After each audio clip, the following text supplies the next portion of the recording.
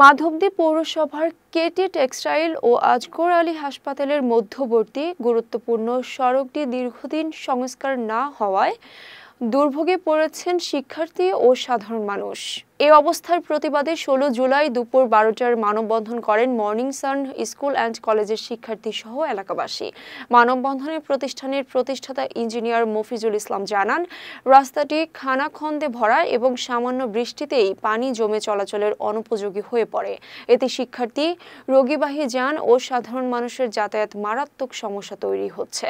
মানববন্ধন শেষে মাধবদী পৌর সচিবের কাছে স্মারকলিপি প্রদান করা হয়। দীর্ঘ 1 বছর যাবত আমরা এই কেটি টেক্সটাইলের সামনের যে রাস্তাটা, সেই রাস্তাটা বেহাল দশা। আজকে দেখতে পাচ্ছেন এখান থেকে দক্ষিণ অঞ্চলের কোনো গাড়ি, বিশেষ করে ব্যবসায়ীদের গাড়ি আর শিক্ষার্থীদের যেই রিক্সা ভ্যান আছে, তাদের কোনো অবস্থাতেই শিক্ষার্থীরা যেতে পারতেছে না। তা আমরা পৌরসভায় যোগাযোগ করেছি। গত মঙ্গলবার দিন, গতকাল আগের মঙ্গলবারে আমরা পৌরসভায় আমাদের দক্ষিণ অঞ্চলের নেতা আবু সালেহ চৌধুরী ভাইকে নিয়ে পৌর প্রশাসক, পৌর ইঞ্জিনিয়ার সহ পুরো কমিটির সাথে আমরা কথা বলেছি এবং সরজমিনে তারা এখানে আসছিল। তারা এই অবস্থা দেখে গিয়েছে এবং আমাদেরকে আশ্বাস করেছিল যে দ্রুত সংস্কার করে দিবে। তা এই আজকে প্রায় 8 দিন হলো, 9 দিন হলো আমাদের এই সংস্কার কাজের কোনো অগ্রগতি আমরা দেখতে পাচ্ছি না।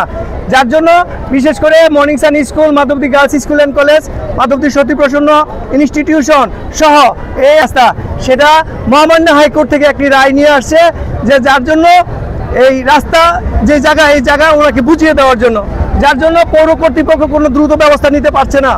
আমরা সম্মানিত খান পরিবারের ঐতিহ্যবাহী নপাড়া নিবাসী সাবেক বিচারপতি জনাব আতাউর রহমান খান ভাইকে আমরা বিনীত অনুরোধ করব, আপনাদের অনেক ঐতিহ্যবাহী পরিবার, আপনারা অনেক কিছু দিয়েছেন সমাজকে।